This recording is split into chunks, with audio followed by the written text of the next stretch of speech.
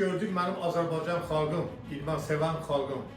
Sizlər üçün də bir təzə nömrə göstərirəm. Gördüyünüz kimi gətiriblər uşaqlar, arxadadılar, utanırlar ki, çəkilişə düşərlər, video düşərlər.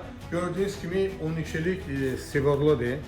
Bax 12 yazılıb burada. Gördüyünüz kimi bu divar deşəm, beton deşəm daha doğrusu sivorludur. Və bunu ayacağım, özünüz görərsiniz nəfəsində, dişində ayacağım. Və bayanma yaxşı olsa 24'lük bu boltu, yani boltu, uzun boltu, bu kamaza, böyük maşinlərə bağlanan bir boltu yaxşı bayanma gəlsə, geçtik gördüğünüz gibi mənim maharetlərim koymuşam. Bunu çok çətindir aymaq. Bunu indi çalışaram ki, dişimdə böyük tərəfdə ayım. Baxay alınar ya alınmaz. Ya Allah'ın adı.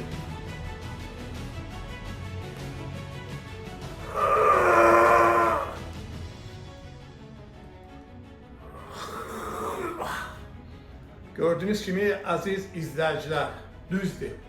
Balaca çətin oldu. Ancaq ki, bunu mümkün deyil. Əlizadə deşir. Mümkün deyil aymaq böyrəməsinə. Yenə də bu fasında aydım. Bu gücümlə. Eşq olsun bizim Azərbaycan xalqına. Öpürəm sizləri.